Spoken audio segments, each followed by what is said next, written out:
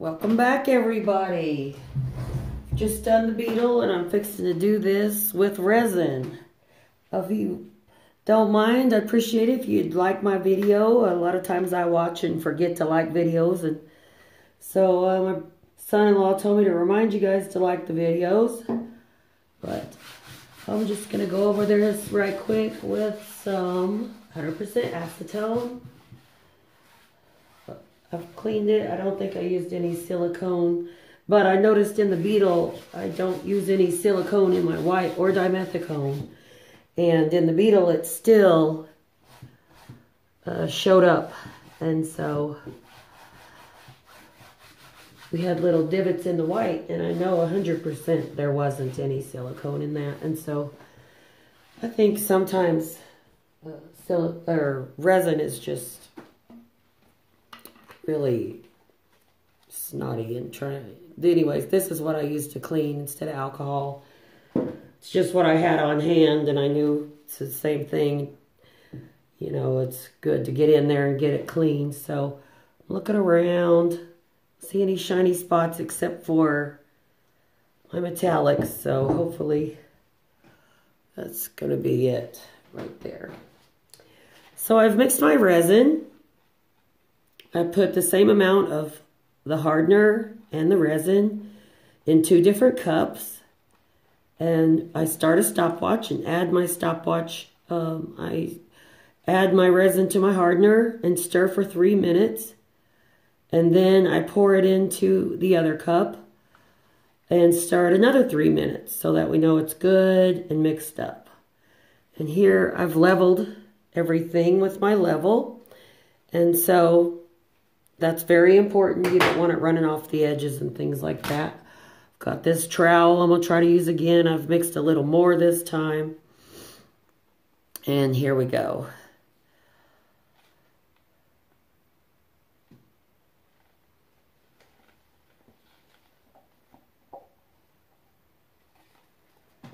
Leave a little bit in there, but I'm going to leave this off camera. The other day it was smoking and acted crazy, and thought we were going to have a fire in here, or it might spontaneously combust. I wasn't really sure, so I ran it outside on the porch, and we had our last little frost, and so it was a little chillier that day. Well, this is spreading a lot better. It was a little chillier that day, and so I ran it out to the front porch, and it hardened instantly. Here it is. I like to show it because here's what not to do. But the stone coat countertop guys use this trowel, and he drags it all the way to the edge. Gets it nice and even.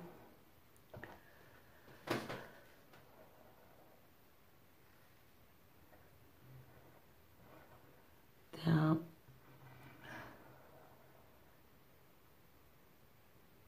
And he pushes it over the side.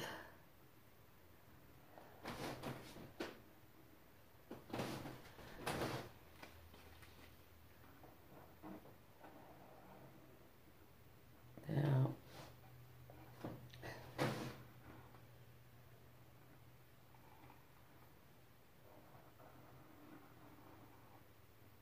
Barely touching the canvas because I don't want to leave any scratches or trowel marks on my actual painting. When you're working with resin, you usually have about 30 to 45 minutes of working time. And so don't think you've got to rush yourself. It's better to get a nice even coat than to be rushed and hurried. Looks pretty good. Okay. So I have this brush I use for the last one, the beetle. I stuck it in this plastic bag because I didn't want it to set. And I didn't want to clean it because I was doing it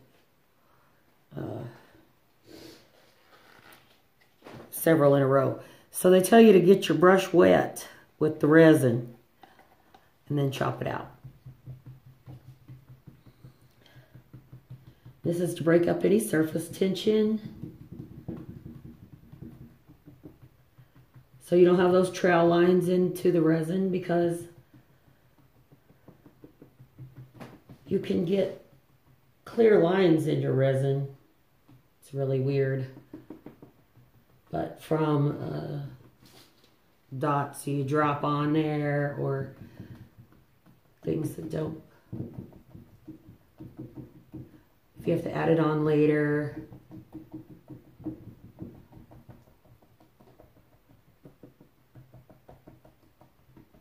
But they said just chop it up in random fashion, and this breaks up your surface tension, helps you get your sides nice coated. Yeah.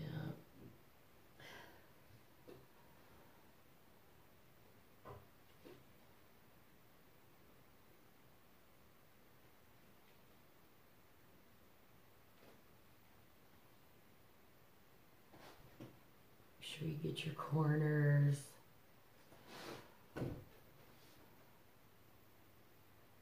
Yeah.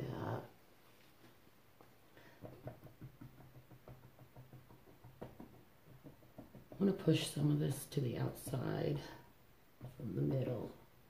I've got support under there.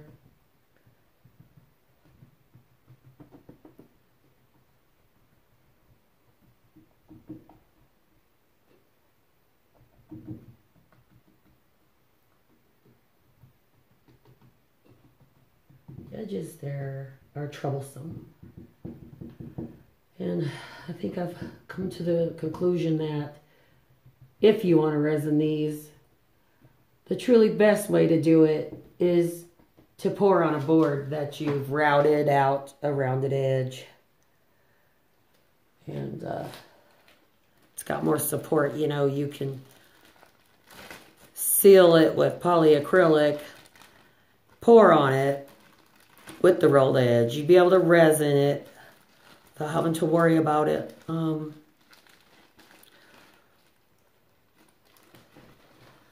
Straighten my bristles up.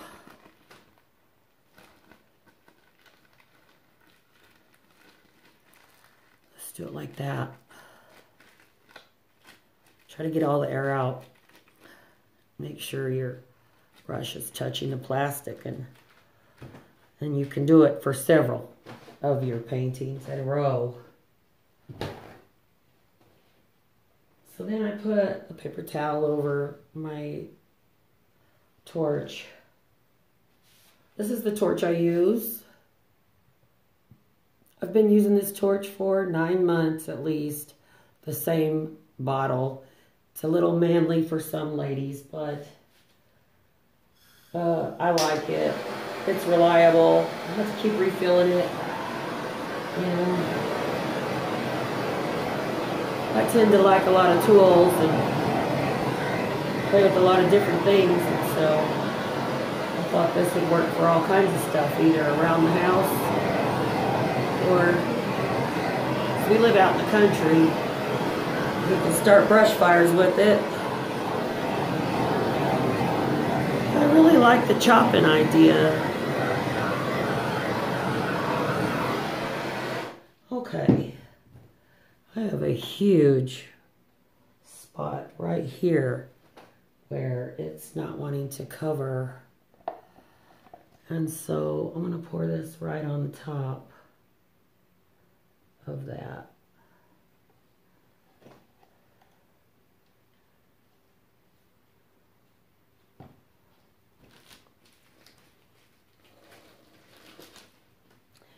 And I'm going to chop it again.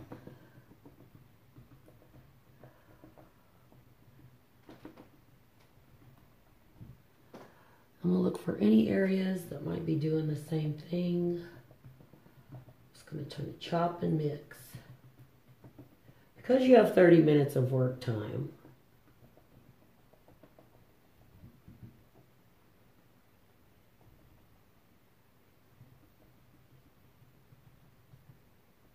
And these studio lights are really hot. Keeps it nice and warm.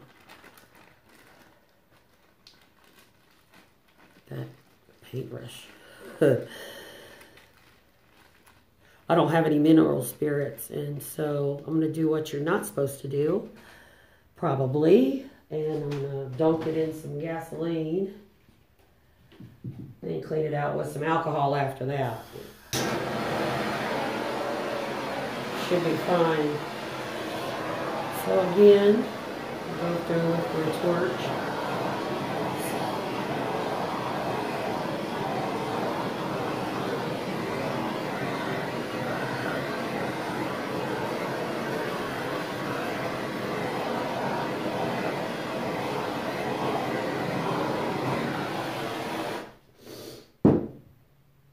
There it is. So then you'll want to go around your edges, just like we do in pour painting, and clean up those bottom edges. A lot of people will tape the edges, and that's fine. Whatever you want to do is the best thing. Whatever makes you comfortable is your best bet, because when you're comfortable, it shows in your paintings. When you're stressed out, worried, or rushed, it's going to show in your paintings. And so it's better off you just take your time. Just add a little bit of this that I'm pulling off. I'm just going to put it on the corners.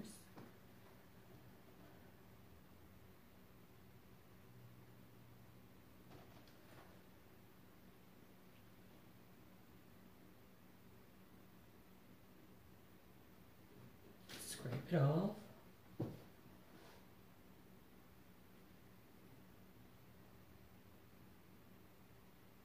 Corners and sides are always troublesome.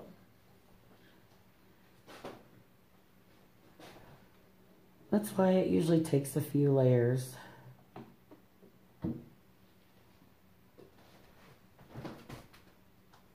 But the spot I was having trouble with is gone.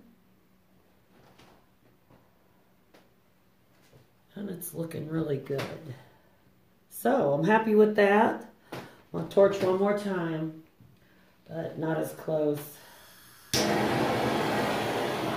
some bubbles. There they go. I see these little areas.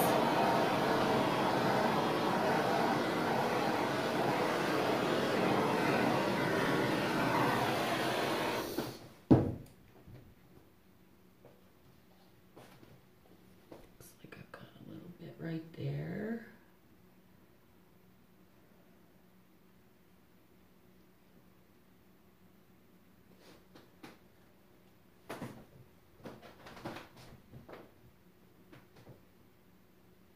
I don't want to watch it.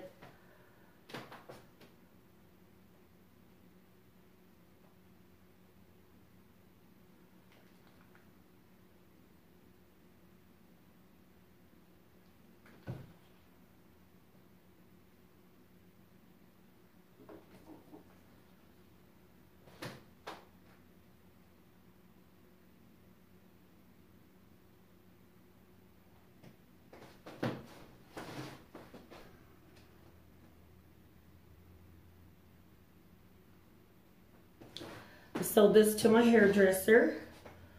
This is my granddaughter. If you want to learn how to do a silhouette with fluid art, I will put a link to this video in the description, so you can just go there and find it, and it'll take you right to it.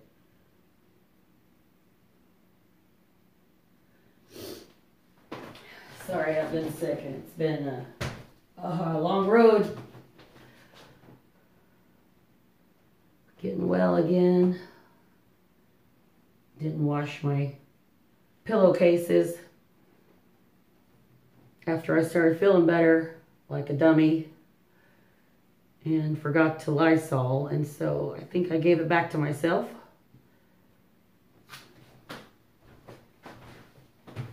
And that's why it took so long to get over it. But man, that's smooth like glass. Got some issues here. I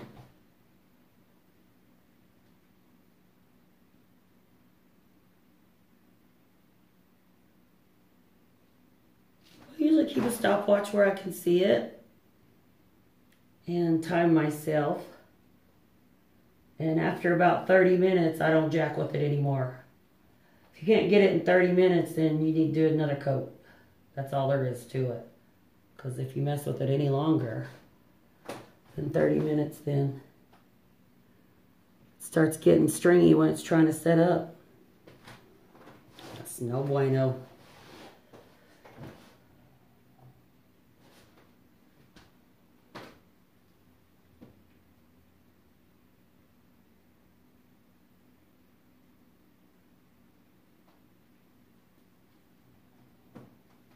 Okay, and there is the resin coat on CoCo and her big hair don't care. See, I got something here. There it is. It's good to keep your tweezers, your trowel, your paintbrush, your level, everything else, your box of gloves, everything right by you. That way, if you need it, you know, it's there for you. Looks like I got a divot right here.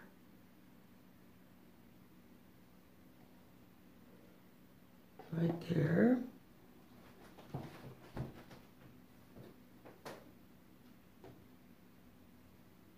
Yeah, even though I didn't use silicone or dimethicone, it is still giving me trouble.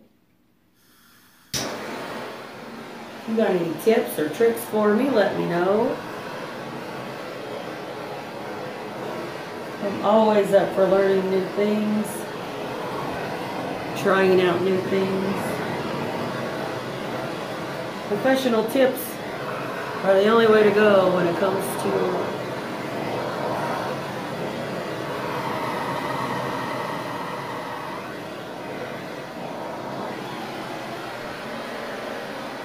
secrets for success. Something in there, it's like a bubble, but it's not popping. There it is.